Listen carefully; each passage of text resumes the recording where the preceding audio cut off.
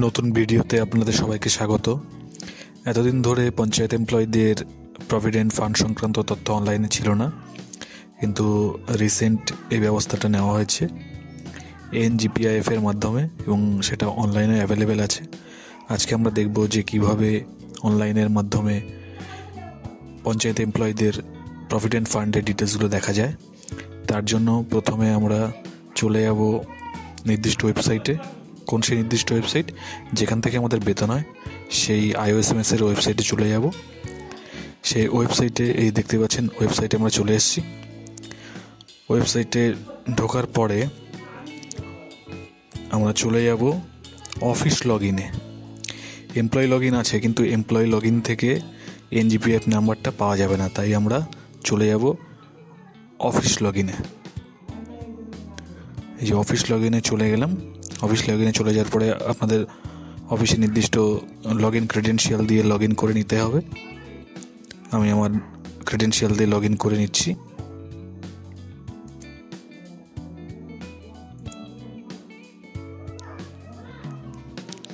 Capture জায়গায় ক্যাপচারটা দিয়ে দিচ্ছি।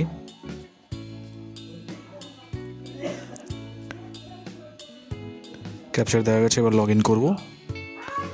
লগ ইন করার পরেই পপ আপটা ক্লোজ করে দিলাম। এবার চলে যাব মাস্টার ডিরেক্টরিতে। মাস্টার ডিরেক্টরির মধ্যে যে আছে ভিউ এমপ্লয়ি প্রোফাইল, সেই সেকশানে চলে যাব। এখানে যাওয়ার পরে আপনাদের পঞ্চায়েতে যতগুলো এমপ্লয়ি আছে, যতজন এমপ্লয়ি আছে তাদের ডিটেলস দেখা যাবে। সেখান থেকে যারটা দেখতে চাইছেন সেখানে চলে যাবেন। যাওয়ার পরে প্রফেশনাল ডিটেলসে গেলে নিচের দিকে কোনায় দেখতে পাবেন আছে, আমি কার্সারটা নিয়েছি, ওখানে দেখুন আছে এনজিপিআইএফ নাম্বার। এটা আপনাদেরকে কপি করে নিতে হবে, কোনো জায়গায় নোট করে নেবেন অথবা কপি করে নেবেন। আমি কপি করে নিচ্ছি। কপি করার পরে এখানের কাজ আপাতত শেষ। আমরা এখান থেকে ক্লোজ করে বেরিয়ে যাচ্ছি। এবার আমরা চলে যাব WBIFMS-এর ওয়েবসাইটে। যেটা আপনারা সবাই জানেন, WBIFMS.gov.in, সেই ওয়েবসাইটে চলে যাব। এই চলে এসেছি আমরা ওয়েবসাইটে। ওয়েবসাইটটা উপরে দেখতেই পাচ্ছেন আপনারা। এবার নিচের সেকশানে দেখুন, ওখানে লেখা আছে, এই সেকশনটার মধ্যে যেটা আমি কার্সার দেখাচ্ছি সেখানে সাইন আপ করবো প্রথমে। যেহেতু আমাদের অ্যাকাউন্ট ক্রিয়েট করা নেই, তাই আমরা সাইন আপ করবো প্রথমে। অ্যাকাউন্ট ক্রিয়েট করে নিচ্ছি। সাইন আপে ক্লিক করে একটু টাইম নেবে ওপেন হতে। লেখা আছে এনজিআইএফ এর ওয়েবসাইট, এটা সেখানে লগ ইন করবো। আমরা লগ ইনের জন্য কী পাবো? আমাদের তো HRMS আইডি নেই, তাই এনজিপিআইএফ নাম্বারটা ওখানে যেটা কপি করেছিলাম সেটা বসিয়ে দেবো। সেটা বসানোর পরে আর নিচে মোবাইল নাম্বারের জায়গায় আমাদের যে রেজিস্টার্ড মোবাইল নাম্বার আছে সেটা দিয়ে দেবো। রেজিস্টার্ড মোবাইল নাম্বার দিয়ে দিলাম, আর পাশে ক্যাপচাটা যেভাবে দিতে হয় সেভাবে আমরা ক্যাপচাটাও দিয়ে দিচ্ছি। ক্যাপচা দেওয়ার পরে লগ ইন করে নিলাম। লগ ইন করার পরে এই এমপ্লয়ির সমস্ত ডিটেলস এখানে চলে আসবে। সমস্ত তথ্য দেখে নেবেন। দেখে নেওয়ার পরে নিচে নামও আসবে। এখানে চেক বক্স থাকবে, একটা চেক বক্সে ক্লিক করে জেনারেট ওটিপিতে ক্লিক করতে হবে। ওটিপিতে ক্লিক করার পরে আপনার মোবাইলে একটা ওটিপি আসবে। সেই ওটিপিটা আমরা ওখানে বসিয়ে দেব। সমস্ত তথ্যগুলো ঠিকঠাক আছে কিনা একবার দেখে নেবেন। সমস্ত তথ্য ঠিকঠাক থাকলে তাহলে যে ওটিপিটা আসবে ওটিপিটা ওখানে বসিয়ে দেবেন। যদি ঠিকঠাক না থাকে তাহলে ব্লক অফিসে গিয়ে সেগুলো ঠিক করে নিতে হবে। আশা করছি সবারই ঠিকঠাকই থাকবে। আমরা এবার ওটিপিটা বসিয়ে দিচ্ছি। মোবাইলে যে ওটিপি এসছে সেটা বসিয়ে দিলাম। ভেরিফাই করে নিচ্ছি।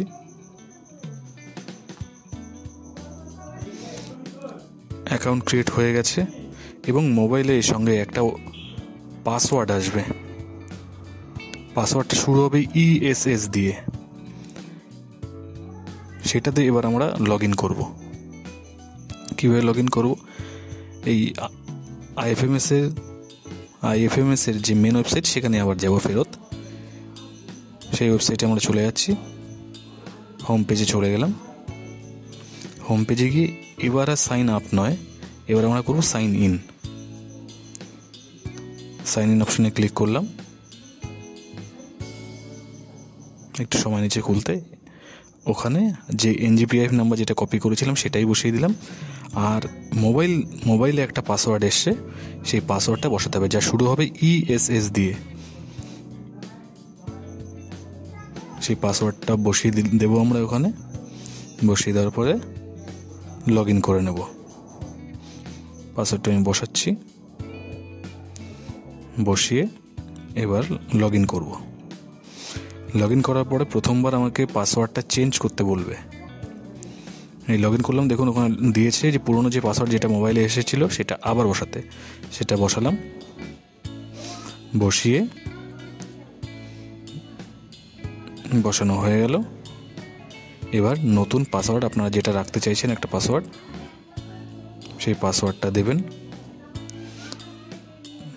নিচে আবার সেটা কনফার্ম করবেন, নিচের ঘরে আবার সেই পাসওয়ার্ডটাই লিখবেন।